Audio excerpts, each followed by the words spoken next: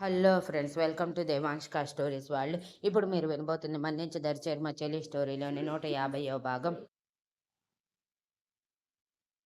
అప్పటికే హర్షిత్ వచ్చేసి project work బిజీగా చేసుకుంటూ ఉంటే మైథిలి ముభావంగా వర్క్ చేసుకుంటూ ఉంటుంది. హర్షిత్ దగ్గరికి వెళ్ళి రితిక యూటర్న్ తీసుకుని మైథిలి వైపు కన్నింగా నవ్వుతూ చూసి తన క్యాబిన్ దగ్గరికి వచ్చి మైథిలి మీదకి వంగి, ఎలా ఉంది నా దెబ్బ, నీకు అబ్బా అనిపించిందా అని అడుగుతుంది. సడన్గా తన ఎదురుగా వచ్చిన రితికని చూసిన మైథిలి హర్షిత్ పెళ్లి చేసుకోబోయేది గుర్తుకు రాగానే ముందు కోపం వచ్చింది. ఆ తర్వాత బాధ అనిపించింది. రితిక అలా అడగగానే కొట్టాలనిపించింది. కానీ తన కంపెనీ చైర్మన్ చెల్లెలని కామైపోయింది. రితిక మైథిలి ఎక్స్ప్రెషన్ చూసి, ఏంటి నన్ను కొట్టాలనిపిస్తుందా? ఒక్కసారి కొట్టి చూడు, నువ్వు తిరిగి ఈ ఆఫీస్లో అడుగు పెట్టలేవు. నువ్వెంత, నీ రేంజ్ ఎంత? నీకు నా బావ కావలసి వచ్చాడా? ఆస్తి కోసం నా బావని ట్రాప్ చేద్దాం అనుకున్నావా? అందుకే బావని నీ ట్రాప్లో పడనివ్వకుండా ఇదిగో ఇలా నా సొంతం చేసుకున్నాను. ఇప్పుడు అర్థమయ్యింది అనుకుంటా నా బావ ఎప్పటికీ నా సొంతమేనని. మరోసారి నా వైపు కానీ మా బావ వైపు కానీ చూడకు అని చిటికేసి మరి హర్షిత్ దగ్గరికి వెళ్ళటానికి వెనక్కి తిరుగుతుంది. మైథిలికి కోపం వచ్చి పైకి లేచి చిటిక వేసి, హలో మేడం అనగానే రితిక వెనక్కి తిరిగి హేళనగా నవ్వుతూ, ఏంటి, సారీ చెప్పటానికి పిలిచావా? అవసరం లేదు. నా బావే నాకు దక్కినప్పుడు నీతో నాకేం పని? అందుకే వదిలేస్తున్నాను. బ్రతికిపో అని పొగరుగా మైథిలికి మాత్రమే వినిపించేలా చెప్తుంది. పక్కనే ఉన్న మానసికి ఆ మాటలు వినిపిస్తూ ఉంటే రితికని చూసి తమకి యాక్సిడెంట్ చేయబోయింది గుర్తుకు వచ్చి భయపడుతూ ఉంటుంది. మైథిలి కోపంగా రితిక వైపు చూస్తూ, హర్షిత్ సార్ నన్ను ప్రేమించారు. ఆ ప్రేమ ఎప్పుడు ఊరికే పోదు. ఏదో ఒక సమయంలో నేను గుర్తుకు రాకుండా పోను. మీరే ఏదో చేసి హర్షిత్ సార్ని బలవంతంగా పెళ్ళికి ఒప్పించి ఉంటారు. అంతే.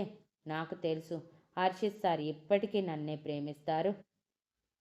ఇప్పుడు కూడా ఎంతో బాధగా ఉంటున్నారు. ఎవరితో మాట్లాడటం లేదు. ఇదంతా ఎందుకని ఆలోచిస్తూ ఉంటే ఇప్పుడు అర్థమయ్యింది.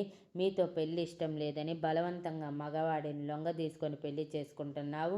నీకు బజారు దానికి తేడా ఏముంది అని హేళనగా మాట్లాడుతుంది.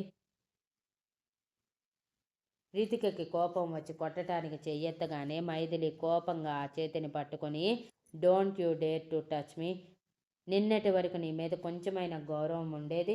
ఈరోజు నువ్వు మాట్లాడిన మాటలతో ఆ గౌరవం కూడా పోయింది. నువ్వు ఒక ఆడదానివి. ఛీ, ఒక మగాడి ఎమోషన్స్తో లొంగ తీసుకోవటం ఒక లెక్క. హర్షిత్ సార్ని ప్రేమతో నిన్ను పెళ్లి చేసుకునేలా చెయ్యి. అప్పుడు ఒప్పుకుంటాను నువ్వు గ్రేట్ అని. అంతేకాని పంతంతో పెళ్లి చేసుకోవాలనుకునే నువ్వు గ్రేట్ అంటే నేను ఎప్పటికీ ఒప్పుకోను. ఛాలెంజ్ చేస్తున్నాను. పెళ్లిలోపు నువ్వు హర్షిత్ సార్ని నీతో ప్రేమలో పడేలా చెయ్యి. అప్పుడు ఒప్పుకుంటాను నేను ఓడిపోయానని.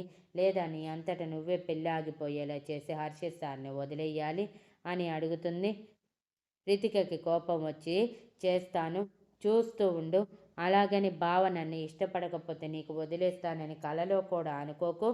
బావ ప్రేమతోనైనా లేకపోతే ఇష్టం లేకుండానైనా సరే బావ పక్కన భార్య స్థానం నాది మాత్రమే. మరొకరికి ఆ స్థానంలోకి రానివ్వను.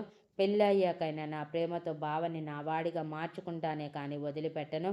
కానీ నువ్వు ఛాలెంజ్ చేశావు కాబట్టి పెళ్ళి జరిగేలోపు బావని నా ప్రేమలో పడేసేలా చేసుకుంటాను. అలా కాని పక్షంలో నీకు సారీ చెప్తాను అని అంటుంది. మైథిలి వెక్కిలిగా నవ్వుతూ, ఇక్కడే అర్థమవుతుంది నీ స్వార్థం. ఈ స్వార్థంలో నీ ప్రేమ ఎక్కడ కనిపిస్తుంది? ప్రేమ ఎప్పుడు స్వార్థాన్ని కోరుకోదు అంటారు. మరి నువ్వెందుకు స్వార్థం మాత్రమే చూపిస్తున్నావు?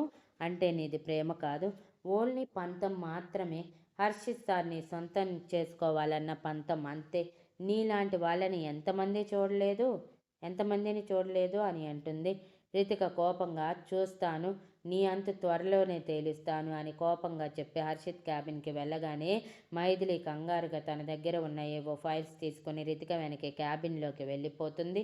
రితిక లోపలికి రావటమే అప్పటి వరకు కోపంగా ఉన్న రితిక కాస్త హర్షిత్ని చూసి నవ్వుతూ, హాయ్ బావా అంటూ దగ్గరికి వెళ్తుంది.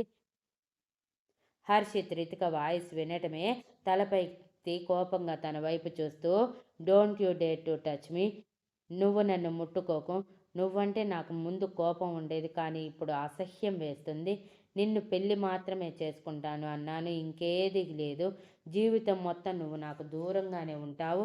నన్ను బాధ పెట్టినందుకు నీకు జీవితాంతం శిక్ష పడాలి కదా అని సీరియస్గా అంటూ ఉండగానే క్యాబిన్ డోర్ దగ్గర ఉన్న మైథిలి నవ్వుతూ రితిక వైపు చూస్తూ ఉండటం చూసి కోపంగా, హౌ డేర్ యూ, నా పర్మిషన్ అడగకుండా నా క్యాబిన్ డోర్ తీస్తావా? కొంచెం కూడా మేనర్స్ లేదా? Get out of my cabin అని అరుస్తాడు.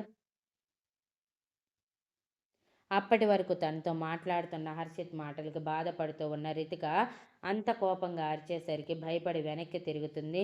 మైథిలి ఒక రకంగా హర్షిత్ మాటలకి ఉలిక్కిపడి భయపడి హర్షిత్ వైపు చూస్తూ ఉండగానే, ఏంటి చూస్తున్నావు? వెళ్ళు బయటికి. అయినా నా క్యాబిన్కి నిన్ను రావద్దు అని చెప్పాను కదా, ఎందుకు వచ్చావు అని అరుస్తాడు. మైథిలి భయపడుతూనే, ఈ ఫైల్స్ మీద సైన్స్ కావాలి సార్, అందుకే వచ్చాను అని అంటుంది. ఏ సైన్ కావాలన్నా ప్యూన్ చేత పంపించు, కానీ నువ్వు మాత్రం రాకు. నిన్ను చూడటం కూడా నాకు ఇష్టం లేదు. గెట్ అవుట్ అని అరుస్తాడు. రితిక ఆ మాటలకి నవ్వుతూ మైథిలి వైపు చూసి కళ్ళతోనే, చూసావా బావకి నువ్వంటే ఎంత కోపమో అని అంటుంది. మైథిలి బాధపడుతూ, ఐఎమ్ సారీ సార్, ఇంకొకసారి మీ ఎదురుగా రాను అని చెప్పి ఆ ఫైల్స్ తీసుకొని టేబుల్ మీద పెట్టి, అండ్ కంగ్రాచులేషన్స్ సార్, ఇప్పుడే మేడం వచ్చి మీరు పెళ్ళికి ఎలా ఒప్పుకున్నారో చెప్పారు. చాలా మంచి డెసిషన్ తీసుకున్నారు అని వెటకారంగా చెప్పి బయటికి వెళ్ళిపోతుంది. మైథిలి బయటికి వెళ్ళిపోవటమే హర్షిత్ కోపంగా రితిక చెంప మీద కొట్టి, హౌ డేర్ యూ, నన్ను అందరి ముందు చీప్గా చూపించాలని ట్రై చేస్తున్నావా? ఇంకొకసారి నా పర్సనల్స్ బయట ఎవరి దగ్గరైనా డిస్కస్ చేశావంటే ఐ విల్ కిల్ యూ అని అరుస్తాడు. రితిక ఏడుస్తూ, బావా అది కావాలని అబద్ధం చెప్పింది. నేను ఎవరి దగ్గర మన గురించి మాట్లాడలేదు బావా. నీ చేత నన్ను ఇలా కొట్టించాలని అలా మాట్లాడింది. దాని మాటలు నమ్మి నన్ను కొడతావా అని అంటుంది. అది మాత్రమే కాదు, నువ్వు నాటకమాడి పెళ్ళికి ఒప్పించిన దానికి కూడా కోపంతో కొట్టాను. ఏంటి, నువ్వు ఆత్మహత్య చేసుకోవాలనుకున్నావా? ఆత్మహత్య చేసుకునేది ఎప్పుడైనా వెంటనే చేసుకొని చచ్చిపోతుంది తప్ప, నీలా ఎవరైనా వస్తే అప్పటికప్పుడు చేయి కోసుకొని చూపించదు. నీలా యాక్టింగ్ చేసి మనుషులతో ఆడుకునే వాళ్ళంటే నాకు అసహ్యం. I hate you so much అని అరుస్తాడు. రితిక ఏడుస్తూ హర్షిత్ని హక్ చేసుకొని, నిజమే బావా, నాటకం ఆడాను. ఆ నాటకంలో నా ప్రేమ నీకు కనిపించలేదా? నిన్ను దూరం చేసుకోలేక అలా చేశాను. ప్లీజ్ బావా, నా ప్రేమని అర్థం చేసుకో. ఆ మైథిలిని పూర్తిగా మర్చిపో బావా. నిన్ను నేను ప్రాణం కంటే ఎక్కువగా చూసుకుంటాను. ఐ ప్రామిస్ యూ అని అంటుంది. ఎలా అనగలుగుతున్నావు ఈ మాట అంటూ రితికని వెనక్కి నెట్టే, మరొకసారి నన్ను ముట్టుకోవటానికి ట్రై చేయకు. నువ్వు ముట్టుకుంటే నా ఒంటి మీద తేళ్ళు జెర్రులు పాకినంత అసహ్యం వేస్తుంది. నన్ను నేనే యాసిడ్తో కడుక్కోవాలి అనిపిస్తుంది అని చెప్పి, నీ ప్రేమ నా మనసుకి ఎప్పటికీ తాకదు. ఎందుకంటే నీ ప్రేమ ఎప్పుడూ స్వార్థాన్నే కోరుకుంది. స్వార్థంలో ఎప్పుడూ ప్రేమ కనిపించదు. నిజంగా ప్రేమించిన వాళ్ళు ప్రేమించిన వాడి సంతోషం కోరుకుంటారు. నీలా పంతంగా వాళ్ళే కావాలని మనసుని గాయపరిచి సొంతం చేసుకోరు అని అరుస్తాడు. రితిక అప్పటి వరకు ఏడుస్తూ ఉన్నది కాస్త అలా మాట్లాడేసరికి కోపంగా, అవును, నా ప్రేమలో నేను స్వార్థంగానే ఆలోచిస్తాను. నేను స్వార్థపరురాలిని అని నువ్వు నాకు మాత్రమే సొంతం అనుకొని ఊహ తెలిసినప్పటి నుంచి పెరుగుతుంటే, నువ్వు ఇప్పుడు నన్ను అవాయిడ్ చేస్తూ, ఇదిగో ఆ మైథిలిని చూడగానే ప్రేమిస్తే నాకెలా ఉంటుంది? ఏ, నేను అందంగా లేనా? అసలు దానిలో ఏముంది, నాలో ఏం లేదని నన్ను రిజెక్ట్ చేశావు అని అరుస్తూ అడుగుతుంది. ఏముందని అడిగావు కదా, ఇదిగో ఇదే. నువ్వు ఎప్పుడు స్టేటస్, డబ్బు, పలుకుబడి కావాలంటావు, కానీ తను నా అంతట నేనే వెళ్ళి ఐ లవ్ యూ చెప్పినా నా ఆస్తి, అందం, పలుకుబడి, స్టేటస్ ఏది తన కాలి గోటికి కూడా సరిపోదు అన్నట్టు నన్ను రిజెక్ట్ చేసింది. అది ఆత్మాభిమానం అంటే. నీలా పంతంగా దక్కించుకొని అందరి ముందు నాటకమాడి ప్రేమించిన వాడిని సొంతం చేసుకోవటం ప్రేమ ఎప్పటికీ అవ్వదు అని అంటాడు. ఓకే, నాది ప్రేమ కాదు, పంతమే. కానీ నువ్వు నాకు మాత్రమే సొంతం. నీ మనసులో ఎవరున్నా నాకు అనవసరం. కానీ నీ పక్కన భార్య స్థానం, నీ పక్కలో స్థానం నాది మాత్రమే అవ్వాలి. అది నా స్వార్థమే అయినా సరే నేను ఇలాగే స్వార్థంగా ఆలోచిస్తాను అని అరుస్తుంది.